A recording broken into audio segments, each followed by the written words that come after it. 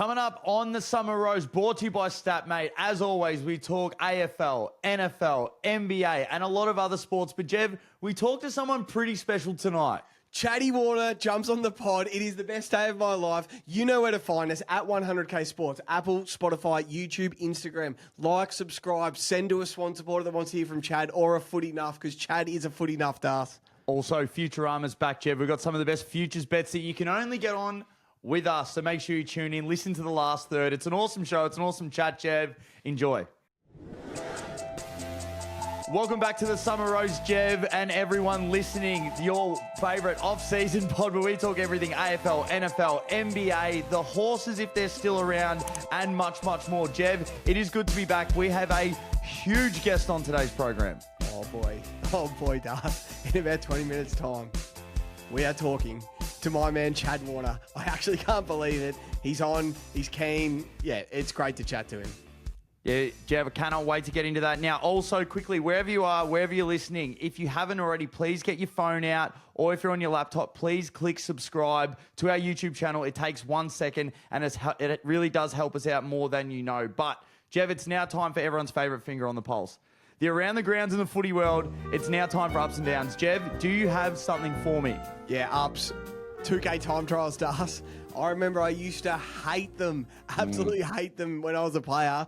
But when you see them on Insta and you see who's fit and who's at the top of the list, it gets me so excited. Isaac Heaney finishing second in the Swans 2K. Like, you couldn't get me more excited. Doss running well. Jake Lloyd, Isaac Rankin and Dan Curtin are leading the Adelaide running. Just, I don't know. I just get excited, Das. What about you? Yeah, I'm gonna start with the down, Jev. I'm gonna start with the down. Test cricket. The only thing I wanted more than my GYG brekkie wrap on Sunday morning was some Test cricket. Yeah. It was done in 2 days. So I want to ask, has 2020 killed normal cricket? Now, I saw something thrown out there. Do they trial a 3 innings test? Do they trial one? Wow. That is, I actually I've never thought about it. I've just always known it as 2 innings, 5 days. But it is a mix of those 2 days were some of the most entertaining cricket of all time. But then it's over in 2 days. So it's not the worst call.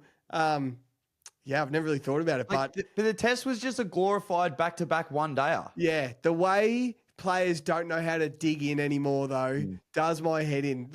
Just going back to the Aussies batting at the end of day one, the way, Travis Head batted all right, the way he went out in that first innings, Alex Carey's shot, he just got sucked into that trap. It did my head in, but we won the test, so I can't complain. That was some great viewing. What do you got for me, an up or a down? My up, just a quick up, is how good the Oklahoma City Thunder are, Das. They are just getting it done in 3 quarters. And Shy's just getting it done in 3 quarters. And they are on pace to be a seriously good team. Have you got any more, Das? Yeah, I've got a few. I'm going to start with, I think this is a big up. Me and you semi-disagreed on this a few weeks ago, but Zach Merritt standing down as captain. Yes. I think it's the perfect move. Last week you said how happy you were about the crop of kids that the Bombers are getting in, Jev, and you can't have a bloke leading the club that wants to, that doesn't want to be there. Most likely, if you had to predict right now, do you think he's going to ask for an out next year? At the end of next year? Yes. So you can't have a guy leading a club. I think he knows that. Give it to someone who's in for the fight. Give it to someone who wants to be a Bomber till the end and someone that wants to create a culture. So I think it's a massive win for the Bombers. And I know that he's probably just been dreading that speech for weeks and weeks and weeks. He's done the best and fairest. He's now done that. I feel now he can just sort of get on with training and get into the games and just sort of just become a player for the rest of this season. But I think it's a huge up. Give some leadership to someone at the club. Yeah, you were bang on right about that, and I was bang on wrong. I hate to admit it. I thought he had to be the captain next year and get everyone on board, but it looks like the right move was made, and the way they handled it quite classy. And he's rocked up where it seems like there's no fuss. He's just gone about his work. So, yeah, apparently stinks, but that doesn't matter. Ups. I know it'll nearly be over by the time people listen to this, but the Thanksgiving America NFL slate is so good. The way it starts at 5 a.m. in Melbourne time and goes to about 5 p.m., and it's just 3 back-to-back bangers on your Friday. It would be so good to be in America watching it with your family on Thanksgiving, eating turkey. But it's such a cool tradition how the Lions play and the Cowboys play every year. It's just so exciting. But the games will be over by the time people hear this, probably. But yeah, I can't wait. I'll piggyback on that as well. So one of my ups was Thanksgiving, Jev, and I feel it's the only holiday that we should actually do here in Australia that we don't. We all do Halloween. Yeah, I know Christmas and Easter. I know they're mainly religious at the start, but Thanksgiving is literally, and we're going to have a segment in the last third, which we're going to say what we're thankful for, but it's literally just rock up to your mate's place or a family or whoever, you bring a plate, and then you watch football. Yeah. Now, I don't know how we do it, but we need a Thanksgiving in Australia. We just need, we've got so many rounds, but I feel we need one for the AFL mid-season. No, I've got one. A big roast. Go, give it to me. I just thought of it just then. Thanksgiving in Australia should be the Friday. So the same time America, so tomorrow, the Friday, while America's on a Thursday, should be on the Friday. And the second test should start on the Friday. So everyone's got the Friday off. There's NFL on all morning. And then the second test, day one, starts on the Friday. Yeah. Would you like one in the middle of winter, though? Where it's just you rug up, you get all the Sunday roast, you put the fire on. And there's and you that's just got how we celebrate Easter, you isn't just got 4 games. It's on like a Wednesday or Thursday. And they just start at 10, yeah. 2. All over and they finish in WA all over the country. Yeah. That would be pretty cool. And everyone just takes a Wednesday off and we just reschedule for that week. I think it'd be awesome. Yeah, not bad. Not bad from you. I do have a down though, Jev. I'm backing up on the Bombers. Sullivan Roby's done his back, Jev, for holding too much muscle. So I've gone straight to the odds.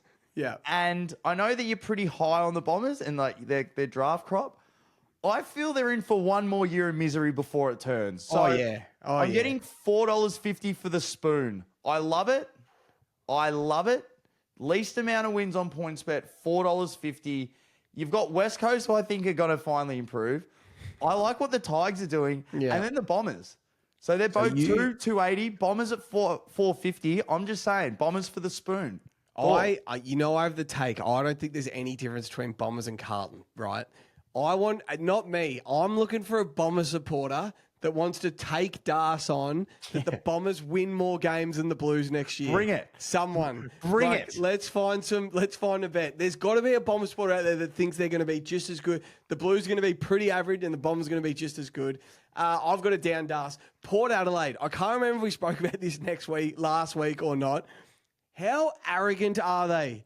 They didn't select one player in the national draft. So do they just think their list is perfect, do they? They're just happy with where they're at and they think it's perfect. Not in the second round. There wasn't one 201 18-year-old, 201 centimetre 18-year-old in the state of South Australia that they're like, you know what, we'll get him in the building. Maybe he'll become a gun centre back like Harris Andrews did at pick 59 or whatever he did. Like, how arrogant do you have to be to not select someone in the national draft? Not one player. The Swans took the bloke that won the League B and F from the SAMFL. They took him at pick 35. Billy Coote, his name is. Done. Was he not on their radar? He played in your state. It's just arrogance. And it's just the first step of Zach Butters leaving the football club. Right there. Or the second step or the third step. He's probably 1 foot out the door as it is. Me and you spoke about this off camera last couple of weeks. I don't think people are realising how it's one of the most stupidest things I've ever seen. If Brisbane came out this year and didn't draft a player, I'd be like, okay, they're probably out of list spots. They've got a pretty good list.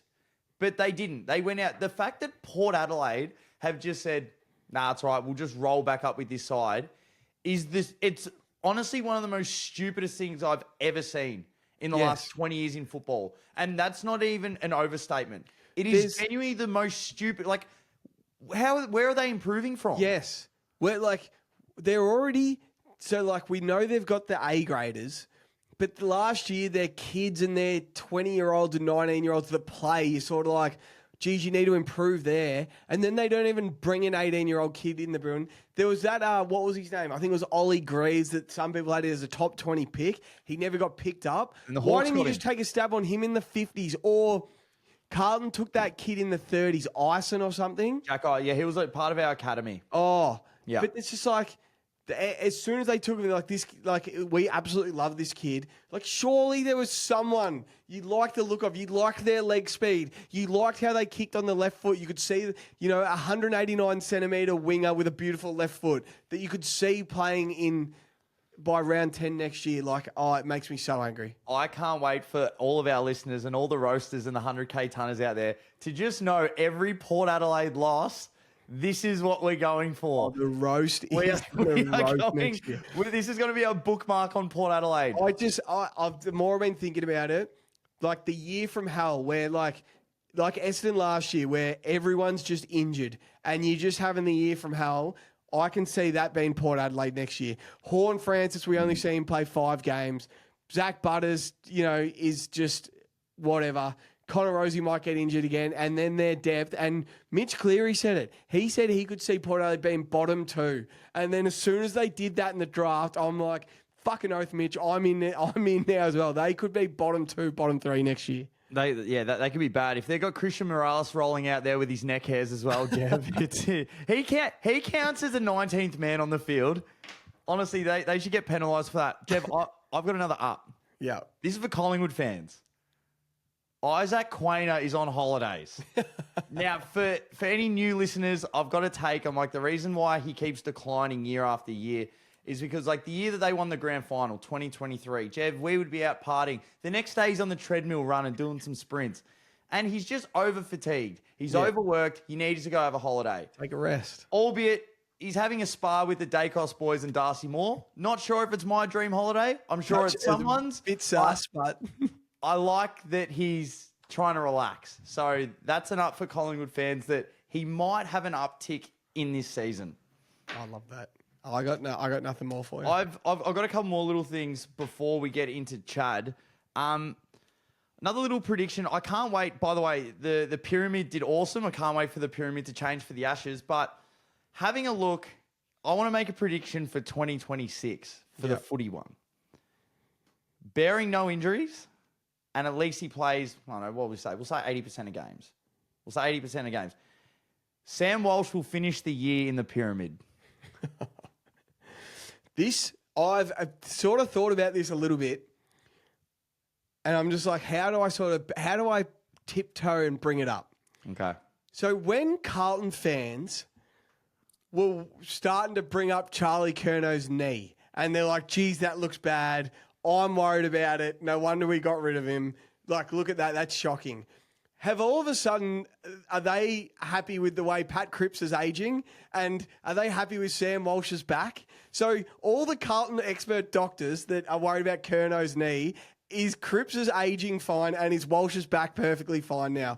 I just want to know. And even if you're not one of the Carlton doctors, all of a sudden, as soon as I'm hearing them rip Curnow, I'm like, hang on a minute. Cripps is aging like an avocado, if any last year's to go off. And I've never seen Walsh play like 3 good games in a row for 2 years. So, Okay. Yeah, I don't know. I was going to say, you haven't seen him play 3 good games. He's played fucking 3 good games, sir. No, for 2 years, he hasn't played 3 good games in a row. That's okay.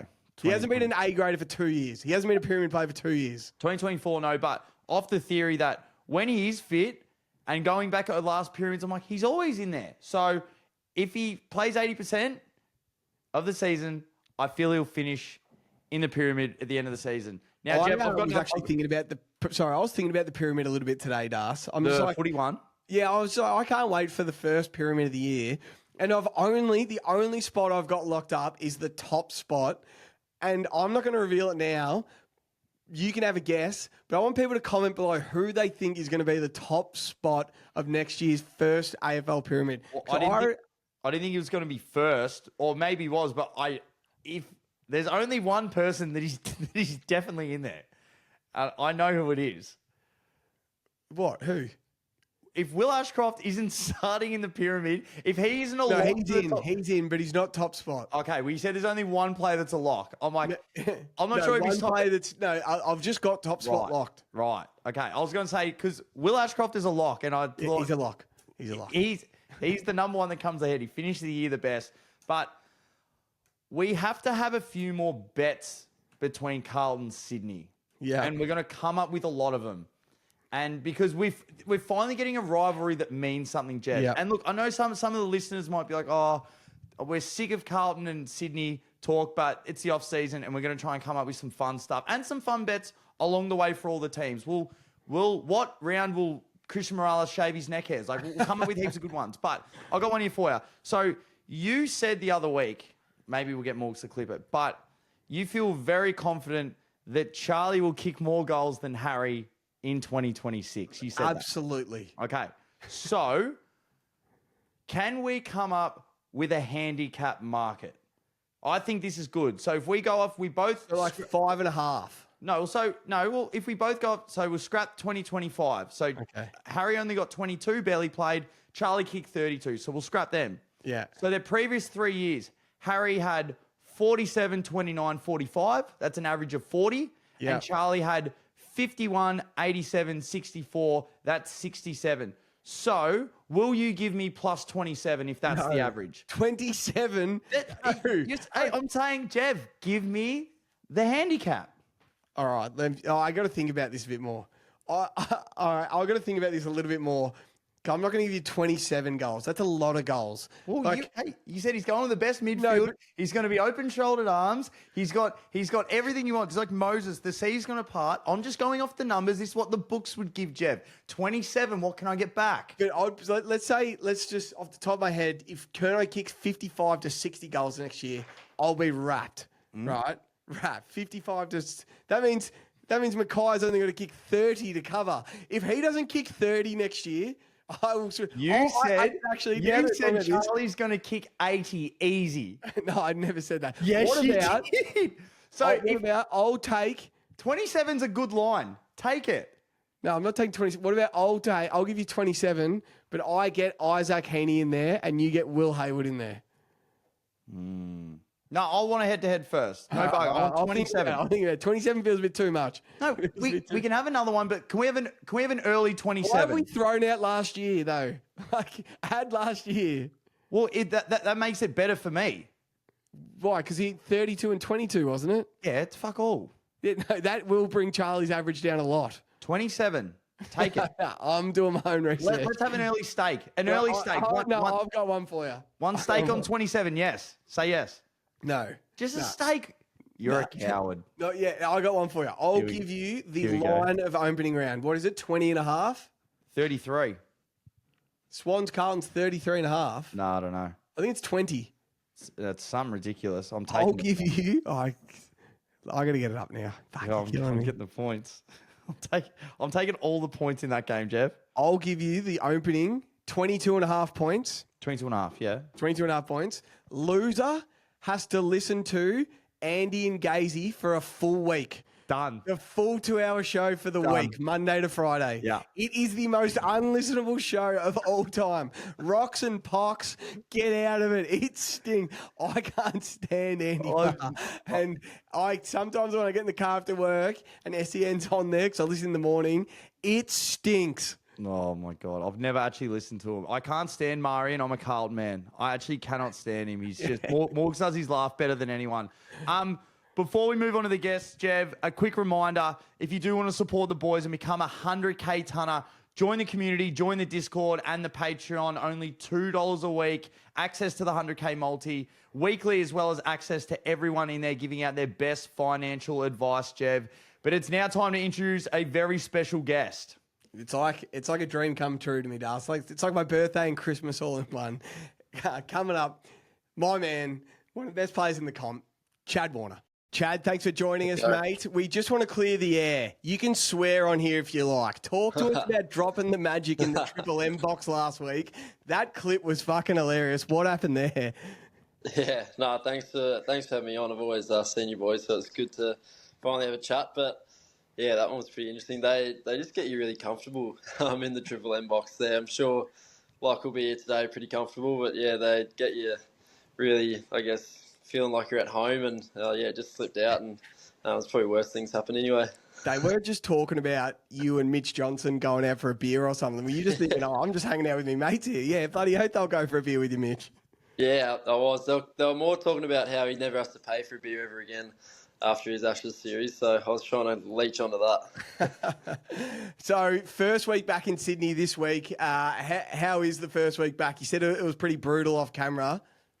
Yeah, it's been tough as expected, but I think it's probably pretty cliche. Everyone says it each year, but we actually have come back really, really well. I think we were talking about Doss before. Had McLean, who's a big fella, but he, I think, came third or fourth in our 2K, smashed it. So he's going to be raring to go this year. Everyone's healthy, which is probably the first time we've had for ages where I don't know if anyone's actually injured at the moment, to be honest. So it's got to give us a good rolling start, you'd think. I love that. No, Mate, that's awesome. Now that the trade is done, we can finally talk about it. When did you find out that Charlie was a possibility to actually come to the Swans? Yeah, the possibility, I think, was only maybe towards the end of the year, but only during the start of the trade period was when I really knew that we were trying to get it done. I think before that, it was a bit of media speculation, and that was all. Even the club didn't really... I'm sure the club were going after him, but the club hadn't said anything about that they were going to. And yeah, I think trade period for me was probably the only time I knew we were going full bore for him, really. Oh, geez. You wouldn't meet a person more excited than me. Actually, you might be. How is he looking? How's he looking on the track? Yeah, I think I'm as excited as you, sorry. But he's looking so fit. He moves really, really well. Getting along really well with the fellas too. He fits in. He's chill, kind of happy-go-lucky type fella, which is great. But you can tell he's really determined and driven. And yeah, he's been kind of being eased into it a bit. I think with the surgery and everything he had a couple months ago. But he's looking amazing, to be honest. This is music to my ears, Das. Das is a Carlton supporter. You know, they reckon he might be past his best. Nah. Have you just reminded him how you kicked Buddy that for his 1,000th? He's going to be getting that all year. Yeah, I did the other day, but no, I met him for the first time, properly, as a teammate this week, and yeah, he said he was pretty happy to get a bit of service from us boys as well at training. Oh, God, this excites me. Talk to us about State of Origin.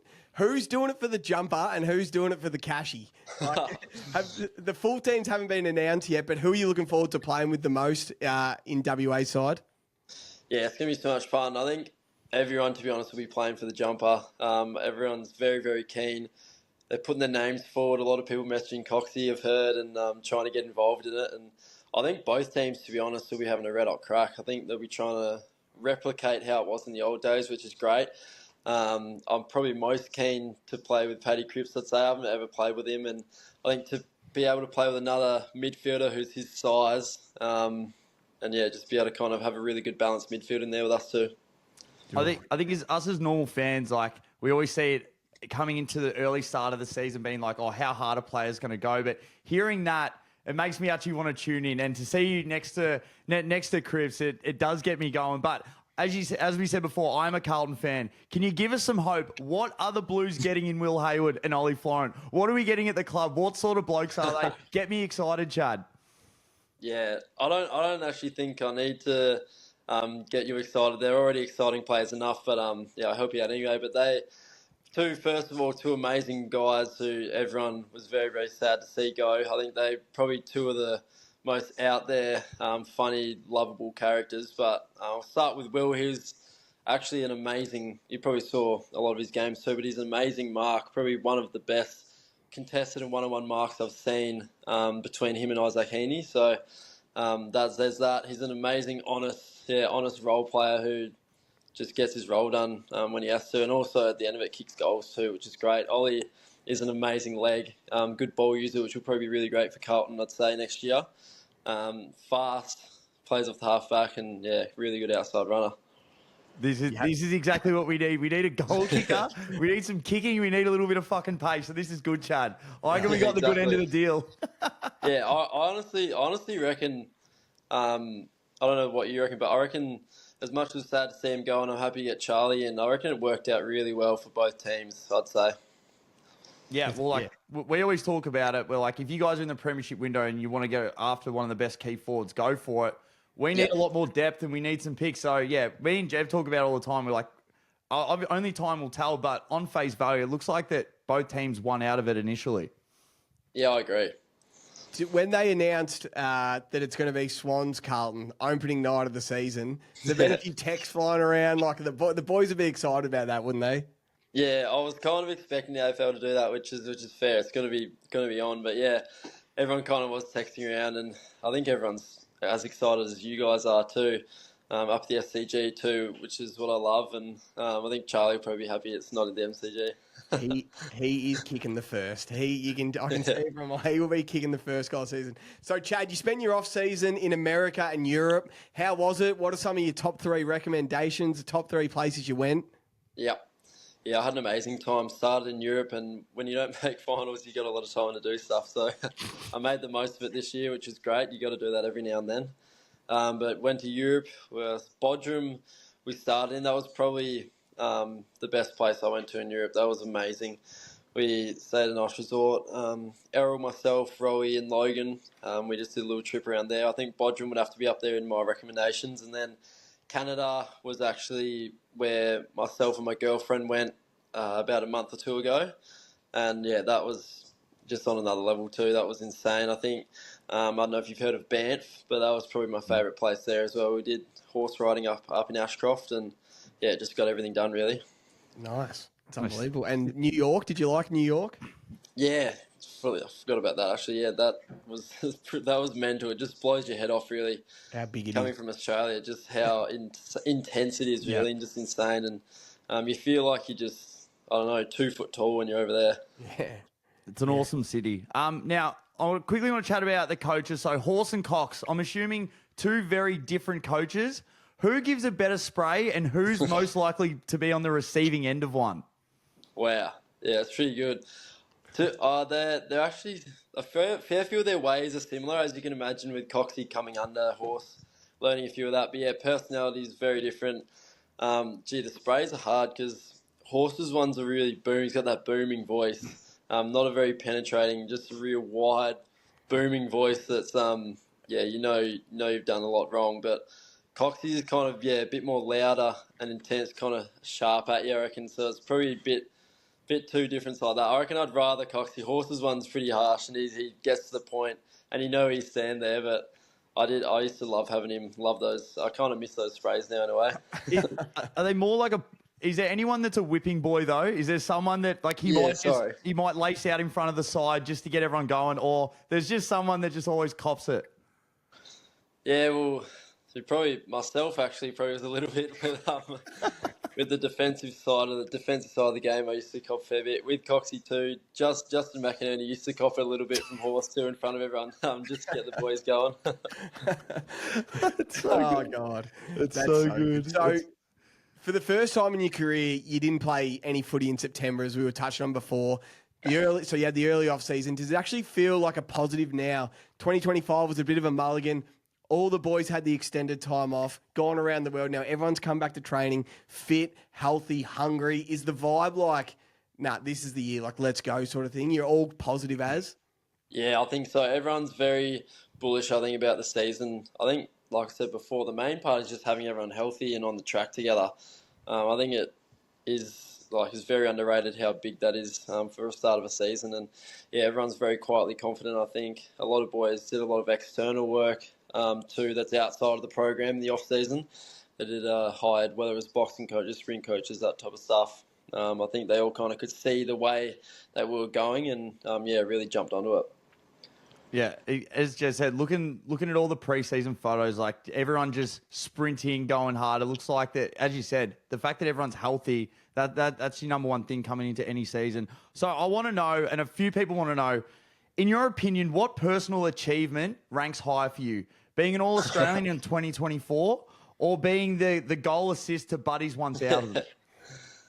Probably the goal assist, I reckon. 100%. That's the answer. I think that can only happen once, really. But I guess you've got another few years to try and make the All-Australian team in your career. But I think passing the ball to him for his 1000's only a one-time thing, so I'd pick that. That's a great call. Can I ask one thing? So I went back and looked at the footage. So you get the ball, and you've done what every good midfielder wants to do when they want to get a 1-2. I think it was Ollie Florent. You've put it in his toes. You've got the ball back, and then you've gone inside. Did you do that deliberately? You looked up and you saw the bud. Yeah, I love to say I wouldn't, but I reckon I did. I popped it up high and made sure it hit his toes, so it took a Nice. while. And yeah, it's perfect. You were open, like shoulders out, running to goal. Did having a shot ever cross your mind, or did you have to 100%. pass it?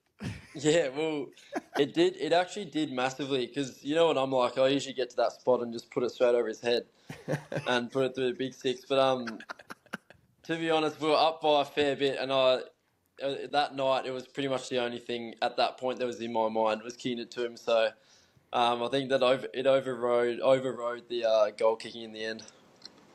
I just want to take you back about 12 months to this time last year. So in 2024, it was some of the best footy I've ever seen, anyone's ever seen. I labelled you the Showtime Swans. Errol, yourself, and Isaac were basically all top 10 players in the whole comp. Then we just didn't get it right grand final day. Did you feel any pressure this time last year, like, fuck, we're going to do it all again and the whole preseason, everything, just to get back there? Whereas this year it's a bit of a roll, like a good swing at it? Yeah, I think I'm not so much the pressure side of it, but definitely the second part to that where you said about you've got to kind of get up and go through a whole season just to try and make it again, and then you could lose it by 60 again. So I think that was the hardest part was, I guess, trying to get past that of how long a season is just to make it. And then, obviously it really hurt with a lot of injuries, and then we just didn't get the season right last year. But I feel like those years happen, and you got to have them to learn as well. Yeah. Now, Chatty, the news that sort of rocked everyone, like we're only just starting to get over it. How are you personally feeling about Todd Goldstein finally hanging up the boots? Yeah, I know. He was probably a little a childhood watcher of mine. I used to always have him in the fantasy team. I think everyone probably had him in fantasy because he was such a great scorer. He's always good for one goal on the big left foot. Yeah, I know. Yeah, it was interesting.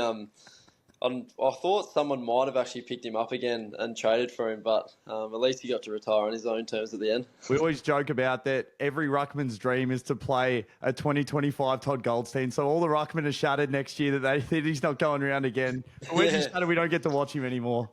I know. It kind of feels like the end of an era, but I wonder if they were all pretty keen to get an easy one up against him next year. 100%. They won't now. 100%. I want to get a bit of dirt off the field. Who's the main man at the Swans who's in charge of the fines? Do you guys do fines? And what's the dumbest or the best fine you've ever seen someone get? Oh, God, here you go. Far out. Well, first of all, Joel and Sam Wicks are in charge. Okay. So they think they're the man at least. Don't know if they are. I'd say Lizard's probably more the man. I'm trying to think of what the dumbest fine has been. There's been one where I think we might be able to keep it on there. I'll say it anyway, and I'll work out after if I want to keep it on there. But Juzzy peeing in the urinal, and then in the change of horses in the urinal peeing, and then Juzzy goes up to him, starts peeing next to him, and says, "Oh, do you want to have a sword fight?" That was a good one. That's awesome. What did Horse do? What the fuck, Juzz? Yeah, I think he got a bit weird, but that was pretty funny. That's good. That's so. What are the fines, by the way? Is it like at a local club? It's usually $2. I think Influx it's gone up. I think it's about $5 a fine. What is it at your level? Yeah, well, we have like a spinning wheel, and there's a lot of stuff on there. So whether it's shaving heads, I don't know, doing all the towels at the club, stuff like that. Going down to going down the traffic lights, washing cars, that type of stuff. Or there's I think like $100 payment to maybe a bit more to not do something. So it's either that or spin the wheel. That's awesome. Now, every week we always ask a question from ChatGPT. This is the one that spat out. I asked, can I have a question for Chad Warner? Unfortunately, it's probably a little bit more deep than I was hoping for, but it said, one part of your game this off-season you're trying to take from good to elite. What would it be? Oh, wow. I know, that's it's very really deep. nice. That's really nice. Good to elite. I reckon... Well, this is bad to good would be my defensive side, but good to elite. That's actually really tough. I think my strengths I'm going to keep working on making better. I'd say, fuck, you've actually stumped me because I've got like the bad ones. I've got the real bad ones, and then the elite ones. Definitely. I'd say my marking in the air and one-on-one marking. That's definitely one that's been fairly handy for me, and I've used it a bit. But working with Isaac kind of last year to kind of build that, and then this year as well, I really want to make that an elite strength of mine. And going forward, in the inside 50, I've kind of been playing there a fair bit now and deep. So making my aerial and my one-on-one marking really elite will probably help me in good stead, I reckon. Oh, geez, that sounds good. Can I just ask quickly about a couple of players? So Logan McDonald, who you went to Europe with, we didn't see him at all last year. How's he looking? Is he fit? Is he healthy at this time of year? Yeah, he's great. He's really healthy. He's actually, I reckon he's got to about 102 kilo, which they actually want him to lose some weight. I think lose some weight and muscle over the off season, but he's come back fit and he's actually been able to put on some muscle at the same time. So he's actually looking really good. Ankle's fine.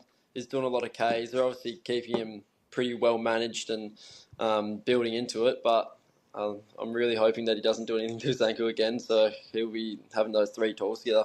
And then some of the young boys that we drafted last week, so they've been around the club a bit. Is there any absolute gems in there? Harry Cole, Max Kings, a couple of guys that have taken your eye? Yeah, I actually reckon this year has been a really good year for the kids' personalities that we've drafted. I think they've all fit in really, really well. They're very respectful, very confident as well. They're pretty out there, and I guess always happy to learn, happy to ask questions. And I think Javan Philippou actually has been one for me that I've kind of really enjoyed working with these last couple of days, and have noticed he's probably a similar player to me as well. He's come up and I've been asking so many questions, listens really hard, wants to learn really hard, and wants to just join in with what all the best are doing, really. Oh, stop it, Das. What do you reckon? Oh, mate, they got nothing on the baggers, I'm telling you. Baggers are coming, Chatty. This is the year. So I reckon it'll be competitive. Before we go, is there any games you circle on your calendar straight away? Like, is it going home to Perth, playing up to Stadium? Is it playing at the MCG? Is it GWS? Is there any games when the schedule comes out, you just put a big line around it? Yeah, I don't know why, but Freo Optus always really gets me up and about. I don't know. I love getting under their skin, and I think playing the Freo crowd's very, very hostile. I reckon even more hostile than the Collingwood crowds and Carlton crowds. They're just, I don't know, it's just so, the arena's really steep too and just holds all the noise in. So I love playing at that stadium in front of the family too. And then probably any game at the MCG is pretty amazing too, to be honest, at the Coliseum. Yeah, I love that. Das, you got any last ones? Nah, I was just going to say, I'm surprised you didn't say Carlton. Like, for the first time, we always say we've got the 100K Cup. And no one's ever given a fuck about Sydney Carlton, but it feels like for the first time we can actually start a rivalry. And we were there last year for your opener. The Hawks ended up getting you at the SCG, so we're hoping to be there again this year. It's an awesome ground. Do you like playing on the smaller? Like it's pretty small. Like when you go there and look at it, like you used to go on the MCG or elsewhere. We're like, fuck, it's a genuine shoebox. Like if you get it one clearance out. No wonder why you love it. You can just tell everyone that all their mans are checked and you can just kick it straight over their head. Yeah, exactly. There's a lot of midfield goals streaming out of the centre there, but I think it's mainly the length isn't quite as long. You actually do notice it a bit, I reckon. Say if you haven't played at the MCG for a while, if you have 1 or 2 games here and there at the MCG, it probably helps a bit more. But if you've had like a long stint without playing there, you kind of notice it. And obviously the width of the MCG is pretty ridiculous, but the SCG, probably just because we're used to it, but that's definitely one of my favourite to play at. I think it's great for players with speed. You can kind of do exactly what you said, breakaway in one launch, and it's through the goals. Thanks for jumping on, mate. You know I love my Swans. Who's a player we should get on next to have a chat to? Who's got some good stories? Should it be the 2 boys that have gone to the Blues? Who's someone we need to speak to? Yeah, I reckon they'd be really good on there. They're hilarious. Will's hilarious. Ollie's hilarious. The Lizard, if you can get him, I'd recommend doing that. That'll be just half an hour of laughs, really. You might have to help us with the Lizard, but I would love to talk to the Liz. Yeah. Well, maybe hopefully he sees this, but I'll try and have a chat to him for you. Mate, I it sounds appreciate awesome. it, mate. Enjoy your Christmas break. How many more weeks? Are you going back to Perth for Christmas? Yeah, I actually I'm going. When's that? We finish here on the 17th of December, so I'll do that and then probably go the next day. Yeah, see all the family, spend that time there, and I'm coming back to watch the Sydney tests on the 3rd. So Perfect, mate. hopefully Perfect. it's hopefully it is maybe 2-2 by that point. We might have to come up to ask, have a couple of beers. What do you reckon? Oh, we'll Yeah. see. There's Sounds always room elite. for some more beers. Have you ever been to a Boxing Day test? Nah, never.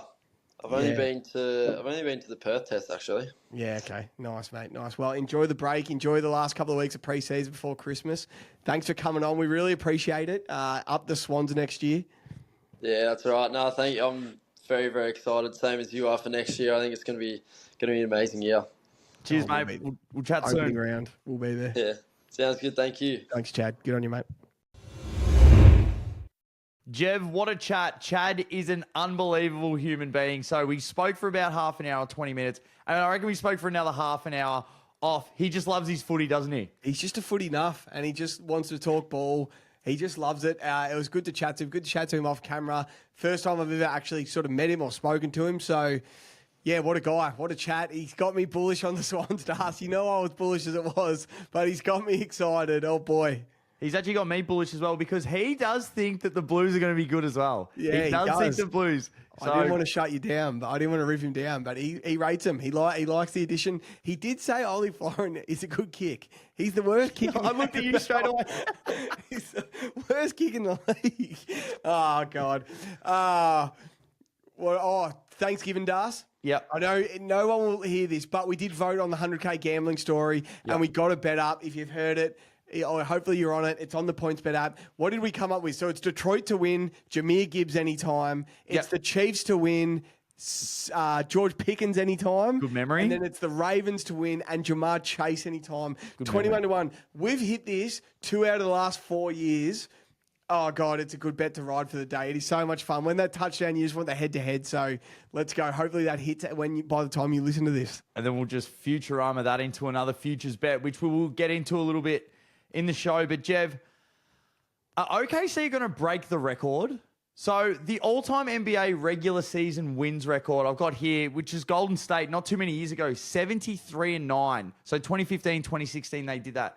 OKC is off to an absolute scorcher this season. So they've opened with another win today. So they're 18-1, putting them on pace for 78-4. Which is unbelievable. We were there 3 weeks ago in LA where Shea and the starting five basically sat in the fourth quarter. People are saying that they shouldn't go for it. They should stay healthy. They are going to stay healthy, Jeff. They only play 3 quarters. I just cannot see how they don't break this record. They are going to give themselves the best chance. Their second best player hasn't even played yet, Jalen Williams. So I did a bit of research. So when the Warriors did it in 2015, 2016. After 19 games, the Warriors were 19-1. Right now, OKC are they were 19-0. OKC are 18-1. And when the Bulls went 72-10, they were 17-2 after 19 games. So they're right in the middle there. They're just dominating teams. 3 quarters done. So PointsBet have come up with a market, Das. Here we go. PointsBet have come up with a market. And it is OKC to break the regular season record, have 74 plus wins. They're giving $9, stars. 9 to 1 for OKC to break the record. Would you take that $9? Would I? I've already hammered it. I'm sure this is going to come into a $5 tomorrow once they figure out how much I've put on this bet, responsibly, of course. But I can't see them not breaking it. We saw them live. So when we watched Shea, he was pass first against the Clippers. They were behind. He was trying to get every single person involved and still had 30 at 3/4 time and then sat. Like we looked up, we're like, he's got 30. His eyes were just for everyone else. Yep. He actually didn't care if he scored a bucket or not. He didn't even play that well that night. He was missing shots he usually buries. Oh, they're so good. This is the same as the KD Warriors. Like they rock up and they just know they're winning and they win. And they only play defense for 1 quarter. Usually after halftime, they squeeze the clamps, they get a lead all over. So, it is going to be hard. They're going to go so close to breaking that 74-game win streak. We love futures bets, and that's a fun one to get on. But, Jev, it's time for one of our favorite segments, Futurama, explain to the new listeners what it is. Yes, Futurama, episode 3. We use the powers we have at PointsBet and we make a futures bet that you cannot get on anywhere else in the whole world. And we have it on for a week. Friday to Friday, you get your chance to get on. The first 2 episodes were a raging success. People are getting on them. They're such good bets. Last week, Das, in your Futurama bet, I had Ohio State to win the Natty. Morgs had OKC to win the chip. You had Head and Smith to combine for 5 tons. They're going to make 100 over the Ashes. Head's already made 1 in the first test. Tick. So there if they make another one, it's just 1 a test, one of them. If they both make a ton in the same innings, it is going to be all over. That was $60, that multi. So I let you handle Futurama this week. What have you come up with? Yeah, so if you guys want to see the actual price point, you guys have to head over to the app. We're not going to say it on here. We want to make sure you go on the PointsBet app. You find the 100K Sports Hub. If anyone has any dramas with it, let us know, and we'll show exactly how to get there. But, Jev, that special that you spoke to us about just before, we had to put OKC in to break the record at $9.50. Let's go. We had to put that in there. Great start. Second leg, Myles Garrett, Defensive Player of the Year. Absolute lock. He's sacking blokes like it's a job. He's just sacking blokes. So we also have as well Mitchell Starc for most wickets in the second test. Okay. Pretty sure, Jeff, we're going to Brisbane. Day night, pink ball. He's going to be absolutely rattling them in. We watched how good he looked. He looked fresh. And I think with confidence now, he's come off that first test. He got a 7-for. I think he's going to run through them. So for you guys to find out this awesome price point, it's only going to be a week only on the PointsBet app. Jev, we are absolutely nailing these. What's your thoughts on this bet? Do you like it now that I've said it out loud? Absolutely love it. I like how it starts next week with the pink ball. The Poms can't help themselves, Das. They swing at everything. Starc gets that pink nurry in his hand at about dusk when it gets a bit, it starts swinging around. He's just going to nick him off or skittle him all night.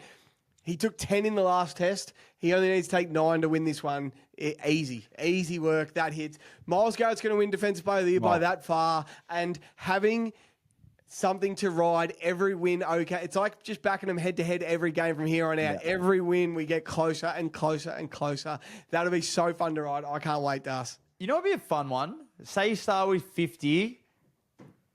You roll on OKC. Yep. But then you've got a bank. So, like, once you get through 4 checkpoints, you take out half. Yep. And then if it's a loss, then the next one, whatever the rest of the kitty, you load on because they're not going to lose two in a row. Yep. Then you take half of that. It'd be amazing. If they're only going to lose 5 games for the year, if we had a system, we could just let us lose 2 in a row. Bank over the first 4. Actually, we wait till their first loss, and then we hammer them, and then we go. All right, I'm in. But let's go. So that's episode 3 of Futurama. Obviously, you said what episode 2 was. We have a portfolio of these guys. This is what we love to do. And if you have any suggestions, let us know in the comments of what you guys want us to cook up because we pretty much have the power to do whatever we want. Our first episode, Jeb, Australia to win the Ashes, Stafford to win the NFL MVP, and either Shy or Luca to win the NBA MVP. That was $11. Great bet. That's a great bet. We've got the Dodgers into Kying Rising into the Aussies to win the Ashes. That's a $4 bet. You had Seth Rollins to win at the Crown Jewel and Sydney to win the flag at $18. Great bet. We had John Cena to win at the Crown Jewel, Rhea Ripley and Rhea Sky to win, and then the Ashes and Scott Boland to take 15 wickets, $350. We've got so many good bets in the slip. We've got so many good bets. So if you guys, if there's anything you guys want us to get on or any suggestions for next week, let us know because we can cook up whatever we want. Yeah, any futures bets. Some people are so good at these. Like Scotty Scheffler to win the Masters next year. Like, is that the play? Or is it the Dodgers or Shohei to win MVP again? Like, let's start looking ahead. What teams are absolutely flying? I have to have a look, Jev, and I know we couldn't talk about it with him, but now that we've spoken to him... Brownlow medal. $41 for Chad. Oh, I'll be sprinkling. What about if we get top 10 now, Futurama? Yes. The way he's just talking, they let him stay in Perth for a little bit longer holiday. He only have to rock up this week. It's his first week. He's like, we had a day off today and we fucking needed it. The first 3 days have been brutal. So already 3 days of just brutal. Every single player's fit. They haven't got one injury on their list. It's just so exciting. You just hope that every team, you just pray for a season that we don't have a big star go down. We just want everyone to be coming fit and firing. But Jev, as we almost come to a close on today, as again, we can't wait for more news headlines so we can really start to get stuck into footy. But as it is Thanksgiving, Jev, is there anything that you're thankful for? First of all, I'm extremely thankful for Chad Warner for coming on our podcast, us. What about you? I'm thankful for gambling, Jeff. I'm thankful for PointsBet for setting Brock Purdy's over under at 205 this week. That is the best under of the week by a mile. I'm thankful for Transformers 1 with Megan Fox. I'm thankful for Errol Goulden's parents shagging and creating Errol and that left foot das. I'm thankful for Uber Eats delivering me piping hot Gabbies or GYG whenever necessary, Jeff. Who's Gabby? Pizza I'm thankful for Yo My God creating the best burger I've ever eaten. Oh yeah, that's a great get. I'm thankful for ice cold Carlton Draft tank beer, Jeff. I'm thankful for the tequila soda lime change up that is a little fruity after a couple of cold Carlton Draft pints. Like on the weekend, they were delicious. I'm thankful for recipe books, so my mum was able to learn a new spag bowl recipe. I'm thankful for Travis Head. Oh yeah, I'm thankful for Stifler's mum in American Pie. I'm thankful.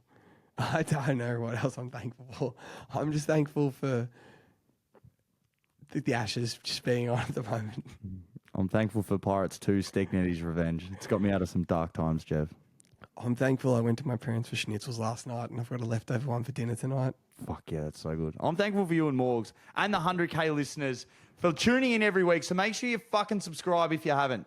We're thankful for you. But if you guys are thankful for us, please subscribe, share. We're going to try and get some Chad clips out there. We're going to try and get some more gambling. We love it. This is what we love doing. We want to do this every day, Jev, and we're thankful that we can do it maybe 1 or 2 days a week. We want to do it more. So if you guys want to hear us more, get around us, get around the pod, and send us in some plays. If anyone knows any players, as I said, only 20 minutes. That's all we want. Just a quick chat. We'll talk some footy, and then obviously coming into next year, we're trying to launch and try and get. We won't show our hand just yet, Jeff, but we've got some big things in the pipeline come next year. If you make any players that want to dip their toe in the tiniest bit of media and just talk a bit of crap for 20 minutes on it in November and December, it's a perfect way for them to start. Jeb, it's not quite an hour and a half, but it's about an hour, so it should be a nice, easy listen for everyone. Guys, we love you. We appreciate it. Enjoy Thanksgiving. We're thankful for you guys. What are you prepared to lose today? For free and confidential support, call the number on the screen or visit the website.